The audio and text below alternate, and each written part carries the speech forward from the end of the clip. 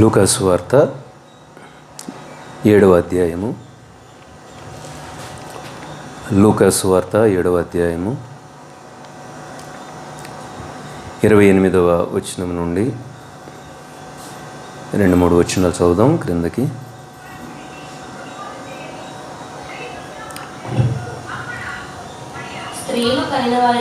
స్త్రీలు కనిన వారిలో యోహాను కంటే గొప్పవాడెవడనూ లేడు. అయినను దేవుని రాజ్యములో అల్పుడైన వాడు అతని కంటే గొప్పవాడని మీతో చెప్పుచున్నాను. చాలమ్మ. మనము గమనించినట్లయితే మనం చదివినటువంటి భాగంలో స్త్రీలు కనిన వారిలో యోహాను కంటే గొప్పవాడెవడనూ లేడు అని మనం చదివినాము. అయినను దేవుని రాజ్యంలో అల్పుడైన వాడు అతని కంటే గొప్పవాడని మీతో చెప్పుచున్నాను. ఇక్కడ దేవుడు తన పరిశుద్ధ గ్రంథం ద్వారా తెలియజేసిన ప్రతి విషయంలో కూడా మనము నేర్చుకోవాల్సినటువంటి అనేకమైన ఆత్మీయమైన విషయాలు ఉంటాయి. ఇక్కడ స్త్రీలు కనిన వారిలో యోహాను కంటే గొప్పవాడెవడనూ లేడు అంటున్నాడు దేవుడు. స్త్రీలు కనిన వారిలో యోహాను కంటే గొప్పవాడెవడు లేడు అంటే ఇక్కడ ఎవరిని దేవుడు పొగుడుతున్నట్లుగా, ఎవరిని హెచ్చించినట్లుగా మనకు కనిపిస్తుంది అంటే యోహానుని హెచ్చిస్తున్నాడు. యోహాను గురించి దేవుడు గొప్పగా చెప్తూ ఉన్నాడు. యేసుక్రీస్తు ప్రభు ద్వారా మాట్లాడుతున్నాడు. లూకా శిష్యుని ద్వారా రాయించినాడు. ఏమని అంటే స్త్రీలు కనిన వారిలో యోహాను కంటే గొప్పవాడెవడం లేదు. యోహాను గొప్పవాడే, కానీ అక్కడ ముందు చెప్పబడిన మాటలో మనం చూస్తే స్త్రీలు కనిన వారిలో అనే మాట మనకి అక్కడ రాయబడింది. స్త్రీలు కనిన వారిలో. స్త్రీలు కనిన వారిలో ఎందుకు మిగిలిన వారు ఈ లోకంలో ఎంతోమంది ఉన్నారు. స్త్రీలు కనినటువంటి వారు అంటే ఈ భూమి మీద ఎవరైనా జన్మించాలంటే మొట్టమొదట ఆదాము అవ్వలు మాత్రమే దేవుని చేత సృష్టించబడ్డారు, మట్టిలో నుండి తీయబడ్డారు.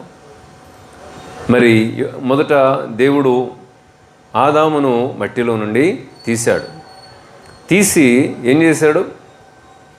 తన జీవాయువును ఆయనలో ఊదినప్పుడు అతడు జీవాత్మాయను అని ఉంటుంది.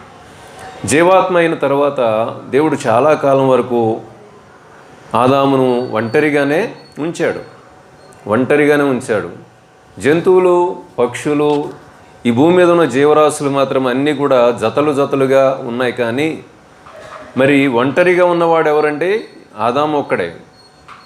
అయితే దేవుడు ఎందుకు అతనిని ఒంటరిగా ఉంచాడు అంటే దేవుడు ఆదాముకు ఒక విషయం నేర్పించాలనుకున్నాడు. ఏమిటి అంటే దేవునితో సహవాసము చేయడం, దేవునితో మాట్లాడడం, దేవునిని పలకరించడం, దేవుని వైపు చూడడం, ఇవన్నీ కూడా దేవునితో ఒక ఆత్మీయమైనటువంటి ఆ బంధాన్ని దేవుడు ఏర్పరచాలని దేవుడు ఏం చేస్తున్నాడంటే ఆదామును ఒంటరిగానే ఉంచాడనమాట. అందుకని మనం కూడా దేవునితో ఒక మంచి సంబంధాన్ని మనం కలిగి ఉండాలంటే అది ఎక్కడంటే మన ఏకాంత ప్రార్థన. మనం ఏకాంతముగా దేవుని సన్నిధిలో చేసే ప్రార్థనను బట్టి మనము దేవునితో ఒక సహవాసం అనేటువంటిది మనకి ఏర్పడుతుంది. మనము అనేక విధాలుగా ప్రార్థనలు చేస్తూ ఉంటాం. మనము సంఘంలో ప్రార్థన చేస్తూ ఉంటాం, ఇంకా అనేకమైన కూడికల్లో మనం ప్రార్థన చేస్తూ ఉంటాం, ఇంటి దగ్గర కుటుంబారాధనలో ప్రార్థన చేస్తుంటాం. వీటన్నిటికంటే కూడా వ్యక్తిగతముగా ఎవరికి వారిగా ఏకాంతముగా దేవునితో సహవాసమును కలిగిన వారిగా ఉండాలన్నమాట.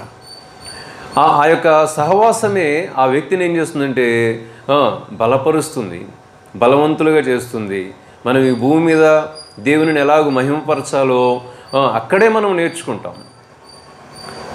మనం ఈ భూమి మీద ఎదురయ్యేటువంటి శోధనలు, సమస్యలు, ఇరుకులు, ఇబ్బందులు అన్నీ కూడా జయించేటువంటి శక్తి ఎక్కడ మనకు వస్తుందంటే ఏకాంతముగా మనము దేవునితో గడిపేటువంటి ఆ సమయం. అది కొన్ని నిమిషాల, కొన్ని గంటల, కొన్ని రోజుల అనేటువంటిది అది వేరే విషయం. కానీ ప్రతి దినము కూడా మనకి దేవునితో ఒక సహవాసం అనేటువంటిది మనం కలిగి ఉన్నప్పుడు మనము దైవ జ్ఞానాన్ని పొందుకుంటాం, దేవుని ఆత్మను పొందుకుంటాం, దేవుని యొక్క నడిపింపును పొందుకుంటాం, దేవుని యందు భయభక్తులు మనం పొందుకుంటాం, దేవునిని ఆరాధించే మనసు మనకు వస్తుంది, దేవునిని స్తుతించే మనసు వస్తుంది. దేవా నీవు లేకుండా నాకు ఏమీ వద్దు అనేటువంటి మనసు మనకి వస్తుంది. పౌలు భక్తుడు అన్నాడు కదా, ఏమన్నాడు? బ్రతుకుట క్రీస్తే, చావైతే మేలు. ఎందుకనంటే ఆ సహవాసం అనేటువంటిది, దేవునితో ఒక వ్యక్తి కలిగి ఉన్న సహవాసము, ఆ బంధం అనేటువంటిది ఎంత బలముగా ఉంటే మనము దేవునిని అంత బలముగా మనము నమ్మగలం, విశ్వాసం ఉంచగలం. దేవునిని నమ్ముతున్నాము అని మనము అనేక మంది చెప్తూ ఉంటారు. కానీ నమ్మడం అంటే ఏమిటంటే మనము క్రియల ద్వారా ప్రభువుని వెంబడించడం. నీవు తప్ప నాకు ఏమీ వద్దన్నాడు దావీదు. ఏమన్నాడు? ఆకాశమందు నీవు ఉండగా ఈ లోకంలో నీది ఏది కూడా నాకు అక్కరలేదు.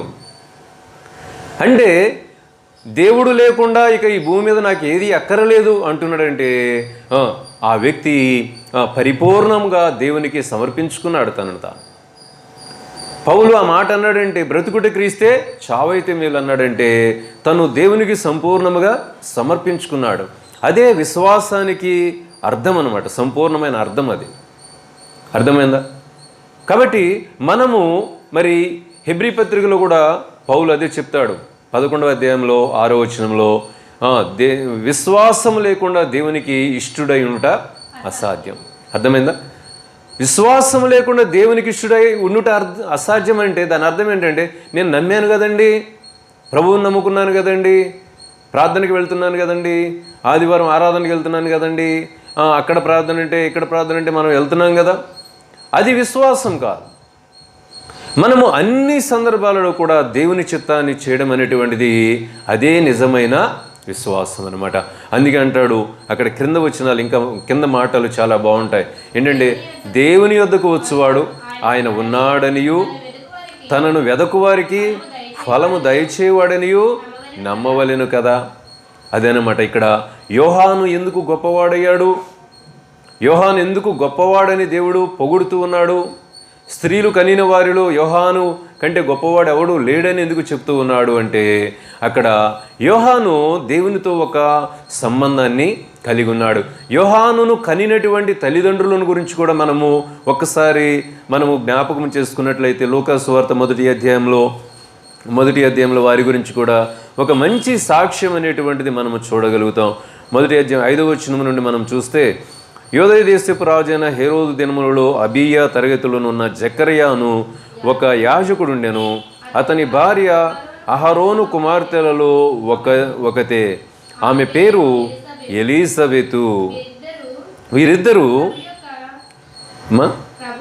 ప్రభువు యొక్క సకలమైన ఆజ్ఞల చొప్పునను న్యాయ విధుల చొప్పునను నిరపరాధులుగా నడుచుకొనుచు దేవుని దృష్టికి నీతిమంతులై ఉండిరి. అయితే ప్రారంభంలో ఎలిజబెత్ గుడ్రాలుగా ఉన్నది, అంటే పిల్లలు లేనటువంటి వ్యక్తిగా ఆమె ఉన్నది మొదట. అయితే వారు ఎలాంటి భక్తిని చేస్తూ ఉన్నారో మనం అక్కడ దేవుడు తన పరిశుద్ధ గ్రంథంలో రాస్తున్నాడు. వాళ్ళంట ప్రభు యొక్క సకలమైన ఆజ్ఞల చొప్పునను న్యాయ విధుల చొప్పునను నిరపరాధులుగా నడుచుకొనుచు దేవుని దృష్టికి నీతిమంతులై ఉన్నారు. ఈనాడు మనము నేర్చుకోవాల్సింది ఏంటంటే, మనము దేవుని దృష్టికి నీతిమంతులుగా ఉండాలి. కొందరంట మనుషుల దృష్టిలో నీతిమంతులుగా ఉండాలని వారు ప్రయత్నం చేస్తూ ఉంటారు. యేసు ప్రభు చెప్తూ ఉన్నాడు, మనుషుల దృష్టిలో మీరు నీతిమంతులుగా ఉండగోరుచున్నారు, కానీ మనుషుల దృష్టిలో ఘనమైనది నా దృష్టికి అసహ్యమైనది అని చెప్పి దేవుడు శాస్త్రులు పరిశీలతో మాట్లాడతాడు. కాబట్టి ప్రియమైన దేవుని బిడ్డలారా, ఇక్కడ జకర్యా ఎలిజబెతు అనేటువంటి వీరిద్దరూ కూడా ఎలాంటి భక్తిని కలిగి ఉన్నారు అంటే, వారు ప్రభు యొక్క సకలమైన ఆజ్ఞల చొప్పున మనము ఆజ్ఞలన్నిటినీ నెరవేర్చేవారిగా మనం ఉండాలి. మనము ఆశీర్వదించబోటకు, మన బిడ్డలు మేలు పొందుకోవడానికి, మన బిడ్డలు దీవెనకరముగా ఉండాలంటే మనము కూడా ఎలాంటి వారిగా ఉండాలి అంటే సకలమైన ఆజ్ఞలను గైకునేవారిగా ఉండాలి. రెండవది, న్యాయ విధుల చొప్పునను నిరపరాధులుగా నడుచుకునేవారిగా మనం ఉండాలి. దేవుని యొక్క న్యాయం, దేవుని దృష్టికి ఏది న్యాయమో దానిని మనము చేసేవారిగా ఉండాలి. లోక మర్యాదను మనము అనుసరించకూడదు, లోకానుసారమైనటువంటి పద్ధతులను మనము పాటించకూడదు, దేవుని కంటే మనం దేనిని ఎక్కువగా ప్రేమించకూడదు. అలాగూ దేవుని దృష్టికి ఏది యోగ్యమైనదో, దేవుని దృష్టికి ఏది ఇష్టమైనదో, దేవుని దృష్టికి ఏది దేవుని చిత్తమో దానిని మాత్రమే మనము చేయాలి. ఈ దినాలలో ఏంటంటే మనుషులకు ప్రయోజనకరమైంది ఏదో దానిని అందరూ చేయాలి అన్నట్లుగా కొంతమంది అలాంటి పద్ధతులు తీసుకొస్తున్నారు. యేసు ప్రభు కూడా చెప్తాడు, మీరు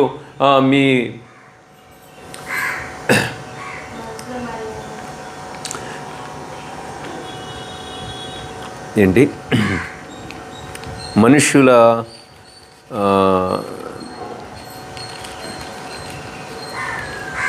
యొక్క పద్ధతులు అంటే లోక మర్యాద ఇలాంటి వాటిని అన్నిటినీ కూడా అవి దైవోపదేశములుగా మీరు బోధిస్తున్నారు అని చెప్పి ప్రభు మాట్లాడతారనమాట. ఇక్కడ మార్కు సువార్తలో ఉంది చూడండి. మార్కు సువార్త 7వ అధ్యాయంలో 8వ వచనంలో మనం చూసినట్లయితే, మీరు దేవుని ఆజ్ఞలను విడిచిపెట్టి మనుషుల పారంపర్యాచారమును గైకొరుచున్నారు, మరియు మీరు మీ పారంపర్యాచారములను గైకొనుటకు దేవుని ఆజ్ఞను బొత్తిగా నిరాకరించుదురు.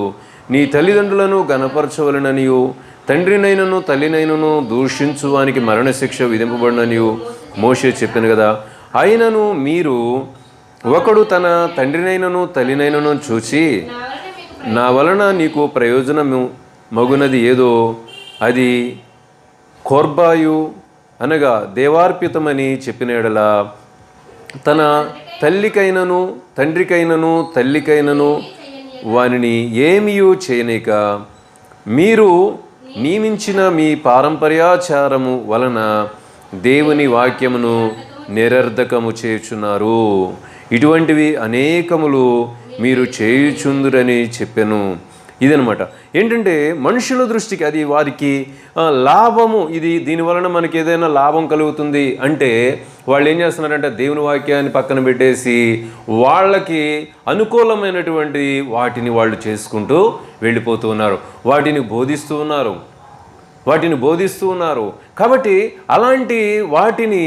అలాంటివి ఈనాడు సమాజంలో కూడా అటువంటివి జరుగుతున్నాయి. కాబట్టి మనము నేర్చుకోవాల్సింది ఏంటంటే, ఇక్కడ జకరియా ఎలిజబెత్ జీవితంలో వారు మరి అన్ని విషయాలలో కూడా ఎలా ఉన్నారంటే దేవుని దృష్టికి నీతిమంతులై ఉండిరి. ఎలిజబెత్ అంటే దేవుని ఆరాధించున్నది అని అర్థం.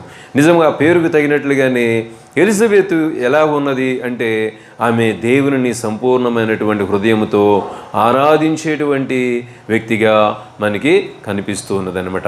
కాబట్టి దేవుని దృష్టికి మనము మరి మన పిల్లలు చిన్నవాళ్ళు, కానీ మనం పెద్దవారమై ఉన్నాం కాబట్టి మనము దేవుని దృష్టికి మొదట ఎలా ఉండాలి? నీతిమంతులుగా ఉండాలి. మనము నీతిమంతులుగా ఉన్నప్పుడు దేవుడు దానిని బట్టి మనకి ప్రతిఫలము ఇస్తాడనమాట. లూకా సువార్తలోని 16వ అధ్యాయం 15వ వచనంలో ఉంది ఏంటంటే, దేవుని దృష్టికి నీతిమంతులుగా ఉండాలి అనేటువంటి మాట అక్కడ మనకి కనబడతా ఉన్నదనమాట. కాబట్టి చాలా విషయాలు దేవుని దృష్టికి న్యాయముగా ఉండాలని అపోస్తుల కార్యములు 4:19లో రాయబడి ఉంది. దేవుని దృష్టి కంట న్యాయముగా ఉండాలి. అలాగే రోమా పత్రికలో 2:13లో వాక్యం విని దేవుని దృష్టికి నీతిమంతులుగా ఉండాలి అని చెప్పి రాయబడి ఉంది. మరి ఇర్మియా గ్రంథము 34:15లో దేవుని దృష్టికి యుక్తమైనది చేయాలి అని రాయబడి ఉంది. నిర్గమకాండము 6:19లో యెహోవా దృష్టికి యథార్థమైనది ఉత్తమమైనది చేయాలి అని చెప్పి రాయబడి ఉన్నది. 2 రాజులు గ్రంథములో 20వ అధ్యాయం 3వ వచనంలో మరి హిజ్కియాలో కూడా దేవుని దృష్టికి అనుకూలమైనది చేయాలని అక్కడ వ్రాయబడినది. కాబట్టి దేవుని దృష్టికి అంటే అనుకూలమైనది. ఇలాగ మనం చూస్తే మన జీవితంలో ఎన్ని పదాలు అక్కడ రాయబడి ఉన్నాయంటే దేవుని దృష్టికి యథార్థంగా ఉండాలి, దేవుని దృష్టికి నీతి ఉండాలి, దేవుని దృష్టికి న్యాయం ఉండాలి, దేవుని దృష్టికి యుక్తమైనదిగా ఉండాలి, దేవుని దృష్టికి యథార్థమైనదిగా ఉండాలి, దేవుని దృష్టికి అనుకూలముగా ఉండాలి. మన జీవితం ఎలా ఉండాలి అంటే ఇన్ని రకాలుగా మనము దేవుని దృష్టికి ఉంటేనే మరి దేవుని యొక్క కృపను, దేవుని దయను మనం పొందుకొనడానికి అవకాశం అనేది ఉన్నది. ఏమిటి దేవుని దయ, దేవుని కృప దేనికోసం అంటే ఎవరైతే భూమి మీద దేవుని దయను, దేవుని కృపను పొందుకున్న వారు ఉంటారో వారే పరలోక రాజ్యంలో ఉంటారు. అర్థమైంది? దేవుని దయ, దేవుని కృప అనేటువంటిది ఎవరైతే పొందుకుంటారో వారు పరలోక రాజ్యంలో ఉంటారు. కాబట్టి అందుకనే మనము దేవుని దృష్టికి ఏది చేసినా కానీ దేవుని దృష్టికి మేలైన దానిని మనము చేయాలి.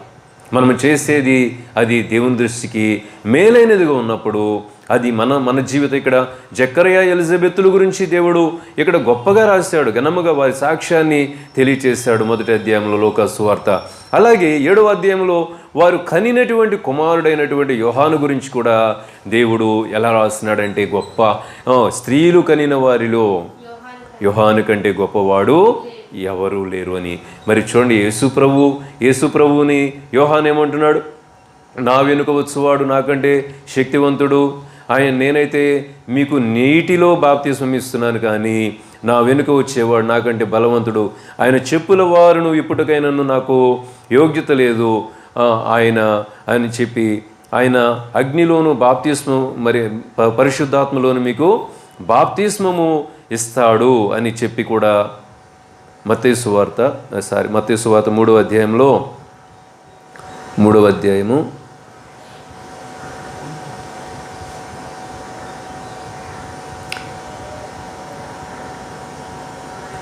12వ వచనం నుండి చూడండి, 11వ వచనంలో చూడండి. మారు మనసు నిమిత్తము, మత్తయి సువార్త 3వ అధ్యాయం 11వ వచనం నుండి, మారు మనసు నిమిత్తము నేను నీళ్లలో మీకు బాప్తిస్మం ఇచ్చుచున్నాను, అయితే నా వెనుక వచ్చువాడు నాకంటే శక్తివంతుడు, ఆయన చెప్పుల వారు ఇప్పుటకైనను నేను పాత్రుడను కాను, ఆయన పరిశుద్ధాత్మలోను అగ్నిలోను మీకు బాప్తిస్మం ఇచ్చును, ఆయన చేతిలో ఉన్నది, ఆయన తన కళ్ళమును బాగుగా శుభ్రం చేసి గోధుమలను కొట్టులో పోసి ఆరని అగ్నితో పొట్టును కాల్చివేయనని వారితో చెప్పాను. అంటే దేవుడు అంత శక్తివంతుడు. పరిశుద్ధులను, నీతిమంతులను కాపాడడానికి, నీతిమంతులను రక్షించడానికి, నీతిమంతులైన వారిని నిత్య జీవానికి చేర్చడానికి, మరి పాపులైనటువంటి వారు మరి ప్రభు సన్నిధిలో నేను పాపిని ప్రభు అని తమ పాపాలను ఒప్పుకున్నప్పుడు వారిని పరిశుద్ధపరచగలిగినటువంటి శక్తివంతుడు అన్నమాట. కాబట్టి ఇక్కడ యేసుక్రీస్తు ప్రభువులో మరి ఉన్నటువంటి ఆ యొక్క ఆ శక్తి అనేటువంటిది, అధికారం అనేటువంటిది ఏమై ఉన్నదో యోహాను తన మాటల ద్వారా తెలియజేస్తూ ఉన్నాడు. అంటే మంచి గోధుమలను కొట్టులో పోస్తాడట, ఆరని అగ్నితో పొట్టును కాల్చివేస్తాడు. మనము గోధుమల వలె ఉండాలి, కానీ ఎలా ఉండకూడదు? పొట్టు వలె ఉండకూడదు. గోధుమలు అంటే ఎవరంటే ఆయన న్యాయ విధుల చొప్పున, ఆయన కట్టడల చొప్పున దేవుని దృష్టికి నీతిగా మనము జీవించినటువంటి తల్లిదండ్రులుగా, మరి దేవుని దృష్టికి నీతిని మనము పిల్లలకు నేర్పించేటువంటి తల్లిదండ్రులుగా మనము ఉండాలి. ఉన్నప్పుడు దేవుడు ఏం చేస్తున్నాడు ఇక్కడ? మరి ఒక కుటుంబం మొత్తం అందరినీ కూడా దేవుడు హెచ్చిస్తూ ఉన్నాడు. మనము గమనించినట్లయితే జకర్యా ఎలిజబెతులను గురించి దేవుడు మరి గొప్పగా సాక్ష్యం చెప్తూ ఉన్నాడు. అలాగే వారు కనినటువంటి కుమారుడైన యోహాను గురించి కూడా ఏమని రాస్తున్నాడు దేవుడు? స్త్రీలు కనిన వారిలో యోహాను కంటే గొప్పవాడు ఎవరు లేరు. అయితే ఇంకొక ఆప్షన్ ఇస్తూ ఉన్నాడు, ఏంటంటే పరలోకంలో ఎవరైతే అల్పులుగా ఉంటారో వారు యోహాను కంటే కూడా గొప్పవారు. అంటే పరలోకం అంటే ఎక్కడ? మన పరలోకంలోకి వెళ్ళిన తర్వాత భక్తి చేయడానికి ఉంటుందా? పరలోకంలో ఇక భక్తి చేయడానికి, భక్తి నేర్చుకోవడానికి ఏమి ఉండదు అక్కడ. పరలోకములో నిత్యము దేవునిని స్తుతించడమే, దేవునిని ఆరాధించడమే. అక్కడికి వెళ్ళకముందే మనము పరిశుద్ధులుగా, మనము నీతిమంతులుగా, తీర్చిదిద్దబడవలసినటువంటి అవసరత మనకు ఉన్నది. మనలో ప్రాణం ఉన్నప్పుడే మనం ఏం చేయాలంటే మన పాపములు ఒప్పుకుని మారు మనసు పొందినట్లయితే మనము నిత్య జీవాన్ని పొందుకుంటాం. కాబట్టి ఇక్కడ రెండు మరి ఆ యొక్క అధికారాలు దేవునికి ఉన్నాయి. ఒకటేంటి గోధుమలను కొట్టులో పోసి, అంటే నీతిమంతులు, గోధుమలు అంటే నీతిమంతులు, పరిశుద్ధులు, దేవుని దృష్టికి యథార్థముగా భక్తి చేసిన వారు గోధుమలతో పోల్చినాడు దేవుడు. అయితే పొట్టును దేనితో పోల్చినాడు అంటే పాపులతో పొట్టును పోల్చినారనమాట. మన పాపములను ఒప్పుకున్నప్పుడు ఆ పొట్టు అనే పాపాలు ఏం చేస్తాయంటే మనలో నుండి బయటికి వెళ్ళిపోతాయి. మనము దేవుని దృష్టికి ఒక శ్రేష్టమైన గోధుమల వల్లే మనం ఉండడానికి అవకాశం అనేటువంటిది ఉంటూ ఉన్నదనమాట. కాబట్టి ఇంకా పొట్టును దేంతో పోల్చాడు దావీదు భక్తుడు కీర్తనలు 1వ అధ్యాయంలో మరి రాస్తాడు ఏంటంటే, దుష్టులు పొట్టు వలె చెదరగొట్టబడుదురు, దుష్టులు అలాగునుండక పొట్టు వలె నుందురు. నీతిమంతుల గురించి కూడా ఉంటుంది చూడమ్మా, పైన కొంచెం పైన, నీతిమంతుల సభలో పాపు. కాబట్టి న్యాయ విమర్శలో దుష్టులను, నీతిమంతుల సభలో పాపులను నిలువరు. నీతిమంతుల మార్గము యెహోవాకు తెలియను, దుష్టుల మార్గము నాశనమునకు నడుపును. అదనమాట. దుష్టులు గాలికి చెదరగొట్టబడేటువంటి, రేపబడేటువంటి పొట్టు వలె ఉంటారు. అంటే వారిలో స్థిరమైనటువంటి మనస్సు ఉండదు, స్థిరమైన మనస్సు ఉండదు, స్థిరమైన భక్తి ఉండదు, స్థిరమైన విశ్వాసం ఉండదు, మాటలో స్థిరం ఉండదు, ప్రవర్తనలో స్థిరం ఉండదు. అలాగూ మరి ఎందుకు ఉంటుందంటే మనలో ఏమి లేదు, మనలో నీతి లేకపోతే అలాగుంటాం. కాబట్టి మనం ఎప్పుడు కూడా అందుకనే మారు మనసు పొందుట ద్వారా ఒక వ్యక్తి దేవుని సన్నిధిలో నీతిమంతుడిగా మార్చబడతాడు. మారు మనసు అంటే ఏదో కొంతమంది ఏంటంటే తూతూ మంత్రం, కొంతమంది వంట చేస్తారు, వండామా లేదా అనేది మాత్రం చూస్తారు, కానీ అది తినటానికి ఎలా ఉంది, రుచిగా ఉంటుందా, రుచిగా ఉందా లేదా అనేది చూడరు, శుభ్రం ఉందా లేదా చూడరు, ఏది పడితే అది చేసేస్తూ ఉంటారు. అలా కాదు. ఇక్కడ ఏంటంటే భక్తి జీవితం కొంతమంది చేస్తారు, మరి ఎంతో ప్రతిదీ కూడా ఏది చేసినా కానీ ఎంతో రుచిగా ఉంటుంది. కూరగొండలో మనం ప్రార్థన పెడతాం కదా, ఆ సిస్టర్ వండుతారు, ఏ కూర చేసినా కరెక్ట్గా అన్నీ కూడా కరెక్ట్గా ఉంటాయన్నమాట. అలాగే కోరుకొండలోనే ఇంకో టీచర్ గారు మనకు తెలుసు, ఝాన్సీ టీచర్ గారు కూడా వంటలు బాగా చేస్తారన్నమాట. ఏదేమైనా ప్రతి ఒక్కరు కూడా మరి వంటలు చేయడము వచ్చా రాదనే తర్వాత సంగతి. ఇప్పుడు తినడం తాగడం వలన మనకేమీ పరలోకం వచ్చేది కానీ హృదయ శుద్ధి గలవారు ధన్యులు, వారు దేవునిని చూచెదరు. మనము దేవునికి ఇష్టంగా ఉన్నప్పుడు, మనం దేవుని ప్రార్థన చేసినప్పుడు దేవుడు అవి కూడా మనకి నేర్పుతాడు. ఏమండి, యాకోబు వంటలు చేశాడంటే, వంట చేస్తే ముక్కులు పగిలిపోయినాయి అంటే ఎవరికి?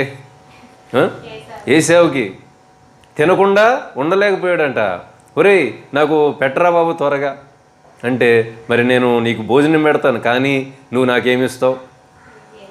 నా జ్యేష్ఠత్వాన్ని నాకు ఇవ్వు, నీ జ్యేష్ఠత్వాన్ని నాకు ఇవ్వు అంటే ప్రాణమే పోతుంది, ప్రాణం కంటే జ్యేష్ఠత్వం ఎక్కువ అని చెప్పి ఏం చేసినాడంటే, సరే తీసేసుకో అని చెప్పి అన్నాడు. ప్రియమైన దేవుని బిడ్డలారా, మరి అంటే ఆ యాకోబు యొక్క వంటకము ఎంతగా టేస్ట్గా ఉన్నది, రుచిగా ఉన్నది. కొంతమంది మరి 3 రోజెస్ లాగా ఉంటుంది అనమాట. 3 రోజెస్ ఏంటంట? రంగు, రుచి, వాసన. రంగు,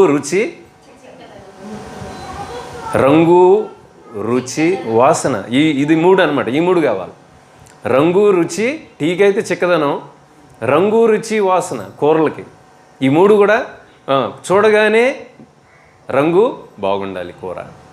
నేను ఏదైనా కూర వండేటప్పుడు ముందుగానే ప్లాన్ చేసుకుంటా, ఇది ఏ కలర్లో రావాలి, ఏ కలర్లో రావాలి. మరి పాస్టమ్మ గారి కంటే నేనే బాగా చేస్తాను. ఈ పిల్లలు వండిన అప్పుడప్పుడు వండుతాను నేను, అయినా కానీ డాడీ చేసింది బాగుందంటే ఆవిడకి ఆయనతోనే చేయించుకో అంటారా, ఆయనతోనే చేయించుకోండి మీరు అని చెప్పేసి అంటారన్నమాట. అలాగూ ఏంటంటే మరి మనం ముందుగానే ఒక ప్రిపరేషన్, ఎంత మరి ఎంత వేస్తే అది టేస్ట్గా ఉంటుంది, ఎంత ఉప్పు వేస్తే టేస్ట్గా ఉంటుంది, ఎంత కారం వేస్తే ఆ కలర్ వస్తుంది. ఇలాగ అన్నీ కూడా ముందుగానే ఒక మనసులో ఒక ప్లాన్ వేసుకుంటే ఖచ్చితంగా పరలోకం కూడా అంతే. పరలోకం కూడా అంతే. మనం దేవుని యొక్క పరలోక రాజ్యం చేరాలంటే కూడా మన మనస్సులో ఏముండాలంట? ఒక ప్లాన్ ఉండాలి. దూరదృష్టి అన్నాడు దేవుడు. దూరదృష్టి కలవారై ఉండాలి అన్నాడు. పరలోక రాజ్యం చేరాలంటే అప్పటికప్పుడు మనము బుద్ధి లేని కన్యకల్లాగా అప్పుడప్పుడు చేస్తే అది అవ్వదు. బుద్ధి కలిగిన కన్యకల వల్లే ముందుగానే ప్రిపేర్ అయ్యి ముందుగానే సిద్ధపడి మనము ఉన్నట్లయితే మనము దేవుని రాజ్యాన్ని చేరగలుగుతాం. కాబట్టి ఇక్కడ మనం చూసినట్లయితే యోహాను మరి యేసు ప్రభు గురించి, యోహాను యేసు ప్రభు కంటే 6 నెలలు పెద్దవాడు. 6 నెలలు పెద్దవాడైనా కానీ నేను పెద్దవాడిని కాబట్టి వెనకాల వచ్చే వ్యక్తి యేసు ప్రభు అయితే ఏంటి, లేకపోతే ఇంకొకళ్ళు అయితే ఏంటి, నా మాట వినాలి అని అనుకోలే యోహాను ఎంతో తగ్గించుకున్నాడు. యోహాను గురించి దేవుడు పుట్టకముందే ఏం చేసినాడు? పుట్టకముందే యోహాను గురించి రాశాడు దేవుడు. ఆ వాగ్దానాన్ని మరి అతడు జ్ఞాపకం ఉంచుకుని అతడు ఏమి చేయాలో అదే చేశాడు. సమాజంలో మనుషుల్లాగా అతను జీవించలేదు. సమాజంలో మనుషులలో ఉన్న ఆశలు, ఆలోచనలు, కోరికలు, ఆ యొక్క పద్ధతులు అనేటువంటివి యోహాను అనుసరించలేదు. దేవుడు తన గురించి ఏమి రాశాడో దానిని బట్టే అతడు నడుచుకున్న అరణ్యములో ఉన్నాడంట. అరణ్యములో కేకవేయు ఒకని శబ్దము, మార్గమును సరళము చేయుడి అనేటువంటి ఆ యొక్క పరలోక రాజ్యం సమీపిస్తున్నది, మార్గమును సరళము చేయండి అని చెప్పినటువంటి ఆ వాక్యం యోహాను గురించే. అది యెషయా 40లోనే ఎక్కడ ఉంటుంది. కాబట్టి ఆ యొక్క ఆ ప్రవచనాన్ని బట్టి అతడు అరణ్యంలోనే ఉన్నాడు. తేనె తినేవాడట, మిడతలను ఆహారముగా తీసుకునేవాడట. మరి అలాంటి ఆహారం చేత అతడు బ్రతికాడు. కాబట్టి ప్రియమైన దేవుని బిడ్డలారా, మరి నేను గొప్పవాడిని అనుకోలేదు, కానీ ఏం చేస్తున్నాడు? యేసు ప్రభువుని గురించి పొగుడుతూ ఉన్నాడు. నాకంటే నా వెనుక వచ్చేవాడు నాకంటే శక్తివంతుడు, ఆయన కాళ్ళ చెప్పుల వారును ముట్టుకోవడానికి కూడా నేను పాత్రుని కాదు అని తగ్గించుకుంటున్నాడు. మరి చూడండి, ఏదో మనుషులను సంతోషపెట్టడానికి అతడు మరి బోధించలేదు, కానీ దేవుడు తనకి ఏది అప్పగించినాడో ఆ నీతినే బోధించాడు. వారికి కోపము వచ్చిన, వారికి ఇష్టమున్నా లేకపోయినా కానీ దానినే బోధించాడు. కొంతమంది బాగున్నారండి అంటే దాని వెంటనే సమాధానం చెప్పు. మారు మనసు పొందారండి అంటే దాని సమాధానం చెప్పు. కొంతమంది బాధపడతారు కూడా. మారు మనసు అంటే తెలియదు. మారు మనసు అంటే బాప్తిస్మం అనుకుంటారు. మారు మనసు అంటే ఏదో బల్ల ఆరాధన అనుకుంటారు. మారు మనసు అంటే ఏదో మేము విగ్రహారాధన మానేసాం, ప్రభు చర్చికి వెళ్తున్నాం అనుకుంటారు. కానీ మారు మనసు అనగా ఏంటంటే పాపములు ఒప్పుకొని సంపూర్ణంగా ప్రభువుకు సమర్పించుకుని ప్రభువుని వెంబడించడం అనేటువంటి ఆ విధానము, ఆ విషయము తెలియదనమాట. మరి అలాగూ ఏంటంటే బాగున్నారా అంటే అది భౌతికంగా బాగున్నారా అని, మారు మనసు పొందారా అంటే దాని అర్థం ఏంటంట? మీరు ఆత్మీయముగా బాగున్నారా, ఆత్మీయముగా మీరు దేవునికి ఇష్టలుగా జీవిస్తున్నారా అని దాని యొక్క భావం. కాబట్టి ఇక్కడ మనము ఒక కుటుంబాన్ని గురించి దేవుడు ఇక్కడ ప్రస్తావిస్తున్నాడు. కాబట్టి మన కుటుంబాలు కూడా ఎలా ఉండాలి అంటే దేవునితో సహవాసం కలిగిన కుటుంబాలుగా ఉండాలి. ఆదాము ఎలాగైతే దేవునితో సహవాసాన్ని మరి కలిగి ఉన్నాడు, అయితే మరి దేవుడు ఇచ్చే వరకు దేవుడు తనకి ఒక సాటి అయిన సహకారాన్ని ఇచ్చే వరకు కూడా అతడు మరి ఆగలేదు. ముందుగానే దాని గురించి ఆలోచించినప్పుడు దేవుడు మరి ఏం చేసినాడు? ఆదాములో ఉన్న పక్కటెముకను తీసి ఏం చేసినాడు? అవ్వను తయారు చేశాడు. అవ్వను కూడా ఎక్కడ తయారు చేశాడంట? ఆదాము పక్కన తయారు చేశాడా? ఆదాము చూసేటట్టుగా తయారు చేశాడా? లేదు. ఆమెను కూడా ఎక్కడో తయారు చేశాడు దూరంగా. ఎందుకంటే ఆమెతో కూడా ఒక సహవాసం, అంటే నాలాంటి వ్యక్తి ఇంకొక వ్యక్తి ఉన్నాడు అని ఆమెకి తెలియదు. ఆమె కళ్ళు తెరిచినప్పుడు ఎవరు కనిపించారు ఆమెకి? దేవుడే కనిపించాడు. ఆదాము మట్టిలో నుండి మనిషిగా తయారు చేయబడిన తర్వాత కళ్ళు తెరవగానే ఎవరు కనిపించారు? దేవుడే కనిపించాడు కానీ అవ్వ కనిపించలా. అవ్వకి కళ్ళు తెరవగానే దేవుడే కనిపించినాడు కానీ ఆదాము కనిపించలేదు. అంటే దేవుని ఉద్దేశం ఏంటంటే, అవ్వ నువ్వు నాతో సహవాసం కలిగి ఉండాలి, నీ జీవితకాలం అంతా కూడా నాతో సహవాసం కలిగి ఉంటే నీకు ఎటువంటి ప్రమాదం అనేటువంటిది రాదు, నీకు ఎటువంటి అపాయం అనేటువంటిది ఉండదు అని చెప్పి దేవుడు కోరిక అనమాట. ఆదాము విషయంలో కూడా అదే కోరిక దేవునిది. కానీ వారిద్దరూ కలిసిన తర్వాత ఏమైందంటే, మరి అవ్వ ఆ పండు తినవద్దన్న పండు తినటం వలన ఏమైపోయింది, దేవునితో ఉన్న రిలేషన్ అనేటువంటిది అది ఎడబాటు అయిపోయిందనమాట. చూడండి, మనము కూడా ఎక్కడ ఉన్నా కానీ మన యొక్క సహవాసము దేవునితో ఉండాలి. దేవునితో మన సహవాసం ఉండాలంటే మొదట మనం ఏకాంతముగా దేవునితో గడిపేటువంటి సమయము ప్రతిరోజు మనం కలిగిన వారిగా ఉండాలి. వాక్యం చదివేవారిగా ఉండాలి, ప్రార్థన చేసేవారిగా ఉండాలి. మరి ఇలాంటి ఆ యొక్క అలవాటు వాడుక యేసుప్రభు గురించి 4 చోట్ల ఆయన వాడుక చొప్పున యెరూషలేము దేవాలయంలోకి వెళ్ళి బోధించినాడు. వాడుక చొప్పున ఒలీవ కొండకు వెళ్ళి ప్రార్థన చేసినారు. వాడుక చొప్పున ఆయన ప్రజలకు జన సమూహమునకు బోధించినారు. ఆయన వాడుక చొప్పున మరి ఆ యొక్క పస్కా పండుగకు వెళ్ళడం అనేటువంటిది జరిగిందని ఇట్లాగూ వాడుక అనేటువంటిది ఆయన అనేక పర్యాయాల్లో ఆయన గురించి రాయబడింది. మనకు కూడా కొన్ని వాడుక చేసుకోవాలి. మనం వాడుక చేసుకోకపోతే మనము సరైన భక్తి చేయలేము, అలాగే మన బిడ్డలైన వారిని మనం ఆశీర్వాదకరమైన మార్గంలోనికి నడిపించలేము. అందుకే ఇదంతా కూడా విశ్వాసము, దేవుని యందు భయభక్తులు, మరి ఇవి ప్రాముఖ్యంగా మన జీవితంలో దేవునితో వ్యక్తిగతమైనటువంటి సహవాసం. అర్థమైందండి? దేవునితో వ్యక్తిగతమైన సహవాసం ద్వారా మనకేమొస్తాయి? విశ్వాసము, దేవుని యందు భయభక్తులు. చూడండి, ఈ రెండు మన జీవితాల్లో మనము ఈ మూడిటిని మనం పోషించుకుంటే మనము దేవుని సన్నిధిలో మనము దీవించబడతాం. దేవుని దృష్టిలో మనం ఉంటాం. దేవుని దృష్టిలో మనం నీతిమంతులుగా కనిపిస్తాం. 128 దావీదు కీర్తనలు అదే కదండి, యెహోవా యందు భయభక్తులు కలవారు ఎలాగూ ఆశీర్వదించబడతారు. అది కూడా ఒక కుటుంబం గురించి దేవుని యందు భయభక్తులు కలిగినటువంటి ఒక కుటుంబము ఎంతగా ఆశీర్వదించబడుతుందో ఆ అధ్యాయం ద్వారా దేవుడు తెలియచేస్తాడు. యెహోవా యందు భయభక్తులు కలిగి ఆయన త్రోవల యందు నడుచువారందరూ ధన్యులు, వారి చేతుల కష్టార్జితమును వారు అనుభవిస్తారు. నీవు ధన్యుడవు, నీకు మేలు కలుగును, నీ లోగిట నీ భార్య ఫలించు ద్రాక్ష వలె ఉండును, నీ భోజనపు బల్ల చుట్టూ నీ పిల్లలు ఒలీవ మొక్కల వలె నుందురు. యెహోవా యందు భయభక్తులు గలవారు ఎలాగూ ఆశీర్వదించబడదురు. కాబట్టి చూడండి, దేవుని యందు భయభక్తులు కలిగి ఉంటే మనము ఎలా ఉంటామంట?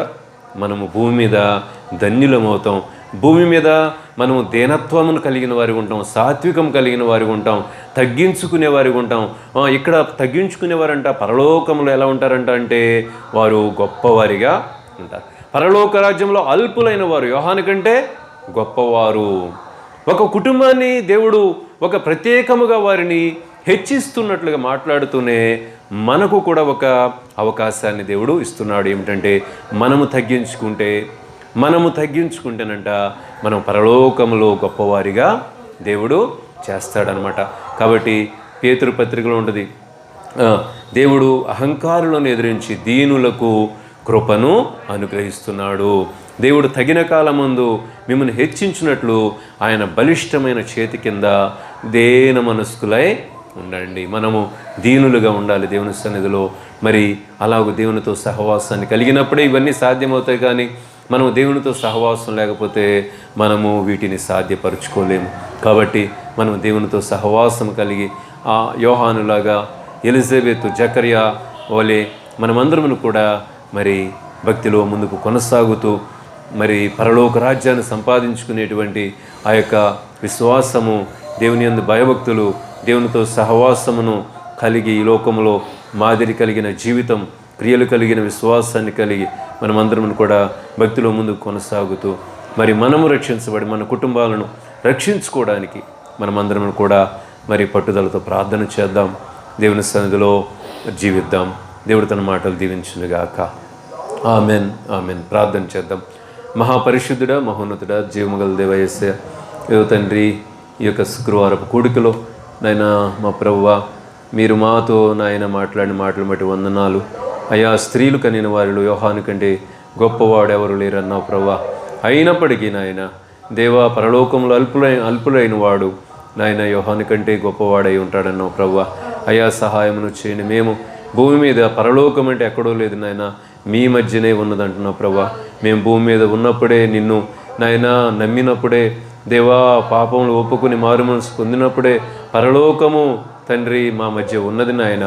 మేము ఇక్కడ నాయన తద్వారా మారు మనసు పొందిన తర్వాత తండ్రి మేము ఎంతో తగ్గింపు కలవారిగా జీవించాలని నీ వాక్యం సెలవిస్తున్నది. ఎంతో దేనత్వాన్ని, అల్పమైనటువంటి వారమని మేము నాయన ఎంచుకునడానికి, ఐఆమ్ జీరో అనేటువంటి ఆ మనస్సు కలవారిగా ఉండడానికి సహాయమును చేయండి మా ప్రభువా. యేసయ్యా, కృప చూపండి నాయన. మీరు మా ప్రభువా ఎలాగూ భూమి మీదకి వచ్చి ఎంత తగ్గించుకున్నారు నాయన, మీరు విధేయత చూపించినారు కదా ప్రభువా. దేవ, నేను సాత్వికుడను, దేన మనసు కలవాడనని మీరు మా ప్రభువా మాట్లాడారు కదా ప్రభువా. దేవ, సహాయమును చేయండి. మేమందరమును కూడా మా ప్రభువా దేవ అలాంటి నాయన దేనత్వాన్ని నేర్చుకుని ప్రభువా నీ సన్నిధిలో నాయన హెచ్చించబడే వారికి ఉంటూ సహాయం చేయండి. ఆత్మీయతలో ఎదగడానికి సహాయం చేయండి. మా బలహీనతలన్నింటిలో నుండి మేము విజయం పొందుకోవడానికి సహాయం చేయండి. అయా, నీ రాకడ కొరకు సిద్ధపడేటువంటి జ్ఞానముతో మమ్మల్ని నడిపించండి, బలపరచమని ప్రార్థన చేస్తున్నాం ప్రభువా. దేవనాయన కూడి వచ్చిన బిడ్డలందరిని బట్టి వందనాలు.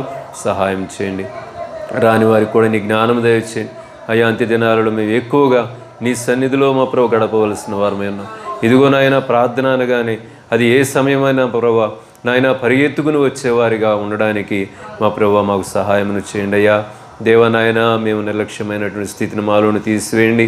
ప్రార్థనాహీనతను తీసివేయండి, భక్తిహీనతను తీసివేయండి ప్రభువా. తండ్రి, నీకు ఇష్టలుగా నాయన జకరియా, ఎలిజబెత్లు నీ దృష్టికి, దేవుని దృష్టికి నీతిమంతులని ఎలాంటి సాక్ష్యం పొందారో అలాంటి సాక్ష్యం మా అందరికీ కూడా మీరు అనుగ్రహించండి. కృప చూపి మీరే మహిమ ఘనత ప్రభావాలు పొందమని నజరేడైన యేసుక్రీస్తు అతి పరిశుద్ధమైన నామమున అడిగి వేడుకొనుచున్నాము తండ్రి. Amen, amen.